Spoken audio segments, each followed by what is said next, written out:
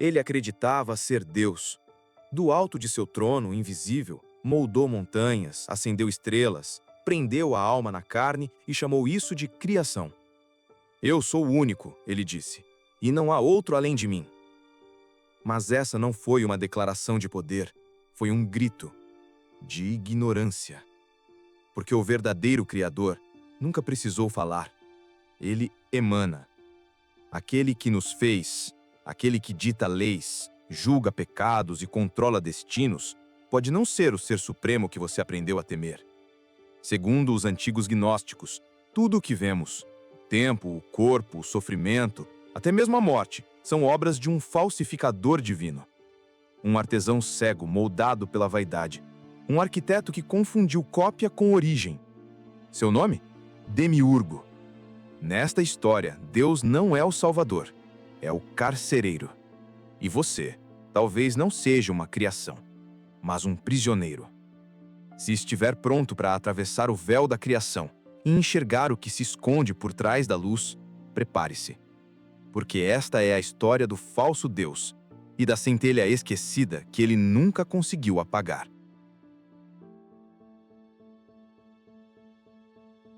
Antes de se tornar um nome proibido, ele era apenas isso, um artesão.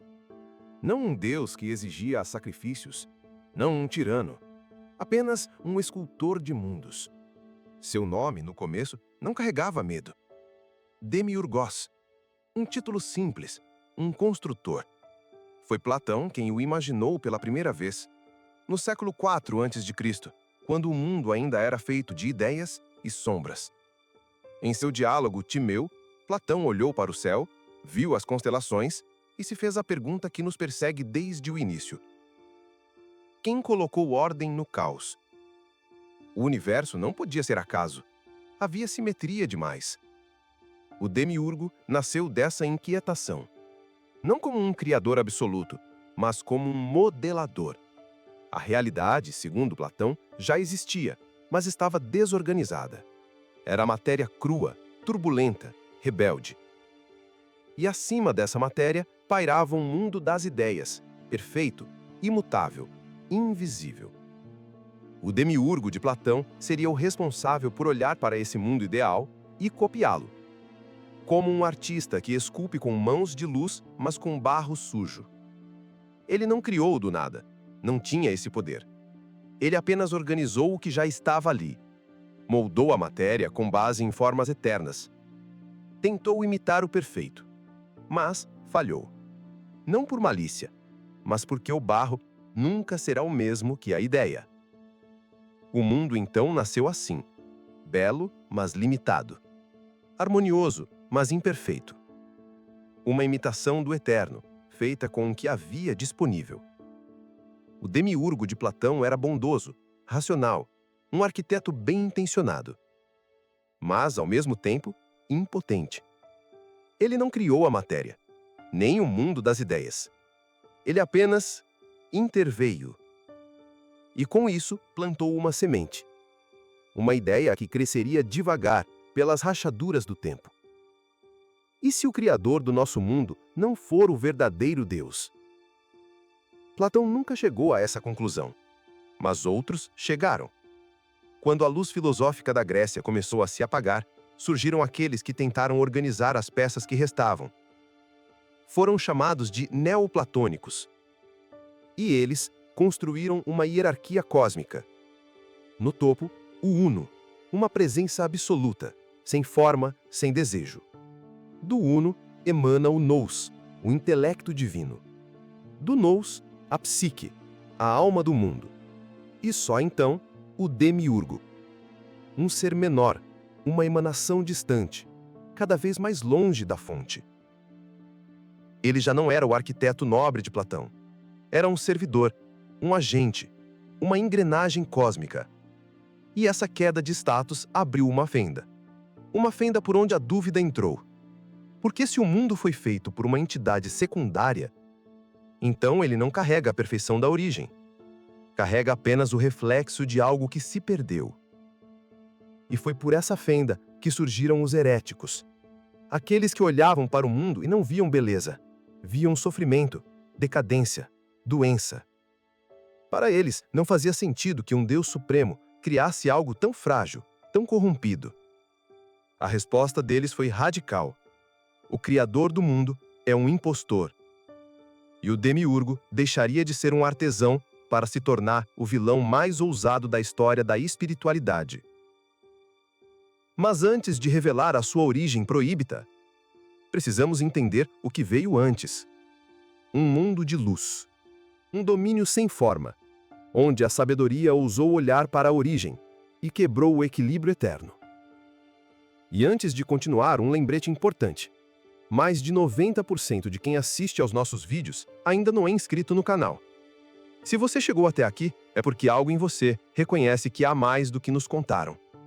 Ao se inscrever, você não só ajuda o canal a crescer, como garante que o algoritmo continue te mostrando histórias que te fazem pensar, e não apenas consumir. Então, se esse vídeo já te tirou da superfície, desça mais um nível. Inscreva-se, curta, comente, porque os próximos minutos vão atravessar a fronteira entre o mito e o abismo.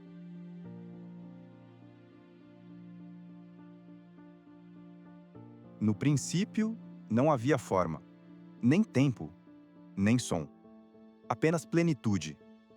Um mar silencioso de perfeição absoluta. A esse abismo radiante, os antigos gnósticos deram um nome: Pleroma. Não era um lugar, era um estado. Dentro dele tudo era equilíbrio. Tudo era luz sem origem.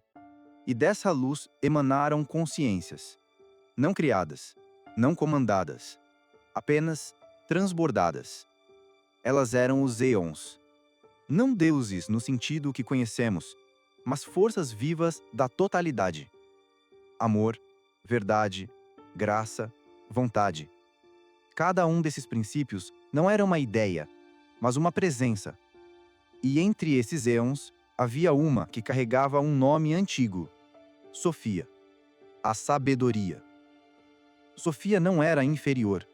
Era uma das últimas emanações do Pleroma. Sim, mas isso não era sinal de fraqueza. Era sinal de proximidade. Porque quanto mais uma emanação se afasta da origem, mais perto ela está do limite. E Sofia sentiu esse limite. Ela não desejava poder, não queria dominar. Ela queria saber. Quis conhecer o que nenhuma outra força ousou contemplar: o próprio coração do ser, o segredo do Uno.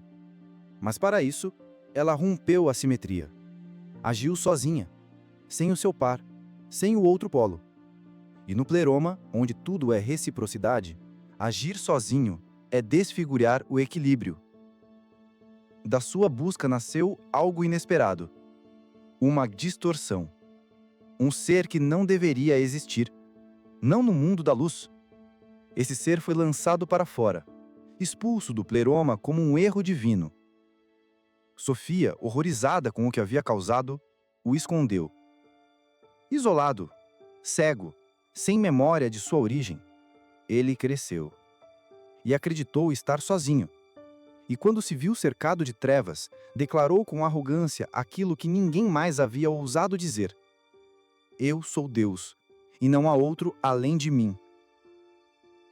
Assim nasceu Yaldabaoth, também chamado de Saklas, o tolo, ou Samael, o cego. Descrito como um ser com cabeça de leão e corpo de serpente. Orgulhoso, ignorante, absoluto apenas para si mesmo. Ele não sabia que era apenas uma sombra, uma distorção da luz que tentou ser origem. Sozinho no vazio, ele decidiu criar, mas não por compaixão, por vaidade. Modelou céus, separou águas, estabeleceu leis, formou um cosmos. Mas o que ele fez não foi um universo, foi uma prisão. Uma cópia imperfeita do Pleroma, construída com os resíduos da luz que ele havia arrancado, sem saber, de sua mãe. Porque Sofia, ao criar, deixou algo dele nela, e ele roubou essa centelha. Com ela, moldou assistentes, os arcontes, guardiões de sua criação. E por fim, criou a maior de todas as armadilhas: o ser humano. Fez o corpo, soprando nele o fôlego. Mas o fôlego não era seu. Era a luz de Sofia, enterrada, condenada a dormir em carne e osso. Foi nesse momento que Aldabaoth selou o erro. Ao tentar ser criador, aprisionou a centelha do verdadeiro divino em suas criaturas. Ele não percebeu, mas algo havia escapado de seu controle. Dentro da forma que ele construiu, havia algo que ele não compreendia: memória. E memória acorda. O jardim do Éden não era um paraíso, era um laboratório. Adão e Eva não eram adoradores, eram prisioneiros. E a serpente, ela não foi enviada por um inimigo. Ela foi o sussurro de Sofia, um eco do pleroma, um chamado à desobediência. A árvore do conhecimento não era a perdição, era o despertar. Comer do fruto não foi o pecado, foi o primeiro passo da rebelião espiritual. E agora, talvez você entenda. O mundo como o conhecemos pode ter sido construído não como uma bênção, mas como um espelho quebrado, um reflexo distorcido da verdadeira realidade. E o Deus que impõe medo, culpa e submissão não pode ser o Criador, mas sim o esquecimento. Se o mundo é uma prisão, a alma é o prisioneiro. Mas nem todo prisioneiro está adormecido. Há aqueles que sentem o incômodo, que percebem, sem saber por quê, que algo está errado. A luz do dia é real demais, as regras apertadas demais, a promessa de sentido frágil demais. Para os gnósticos, esse desconforto não é loucura, é memória. A lembrança silenciosa de que este mundo não é lar. Porque algo em nós veio de outro lugar, do pleroma. E é aí que surge a arma mais perigosa contra o demiurgo: a gnose. Não é fé, não é doutrina, não se ensina num altar. Gnose é lembrança, um estalo, um clarão, uma percepção devastadora. Eu não sou o que me disseram que eu sou. A centelha de Sofia pulsa dentro de nós, mas ela está enterrada, afogada em regras, medo, pecado, moralidade. E o demiurgo trabalha duro para manter o véu intacto, para que nunca vejamos o outro lado. Por isso, ele criou os arcontes, entidades que não apenas comandam, mas confundem. Eles gerenciam emoções, pensamentos, distrações. São sistemas, são vícios, são ideologias disfarçadas de verdade. Eles não prendem concorrentes, prendem com ideias. Com a ideia de que o mundo é o que é, e que questionar é loucura. Mas ainda assim, algo vaza.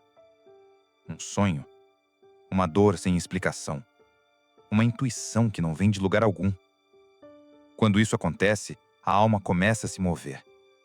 E se move em direção a um chamado antigo. Porque Sofia não desapareceu. Ela desceu. Despedaçada, mas presente. Misturada à matéria. Em cada semente, em cada lágrima, em cada nascimento. Ela é o sussurro por trás da arte. O silêncio por trás da música. Ela é o eco da verdade. Mas há um outro. Um mensageiro. Não enviado pelo demiurgo, mas do pleroma. O Cristo gnóstico. Não o mártir sacrificado, não o juiz do juízo final, mas uma emanação direta da fonte, feita de luz e memória. Ele não veio para morrer por pecados. Veio para acordar consciências. Para os gnósticos, o Cristo verdadeiro não possuía corpo de carne. Era pura aparência. Porque a carne pertence ao carcereiro. Seu ensinamento não era moral, era código. Parábolas como chaves. Frases como portais. Ele dizia: "Conhecereis a verdade, e a verdade vos libertará."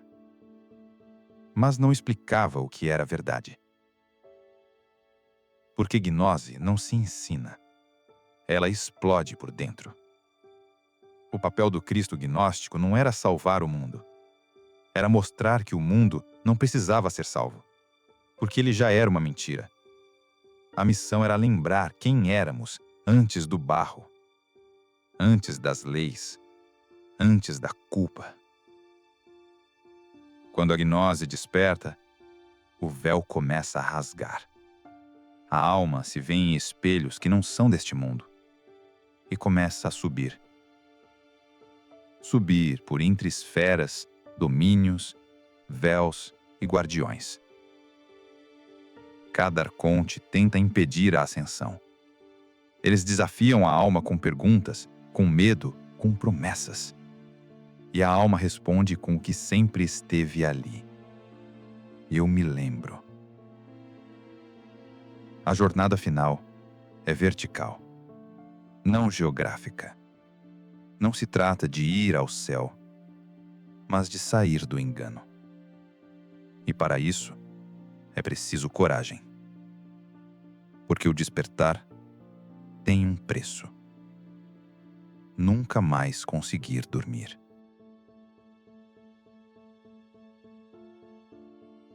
Nenhum sistema aceita ser chamado de prisão.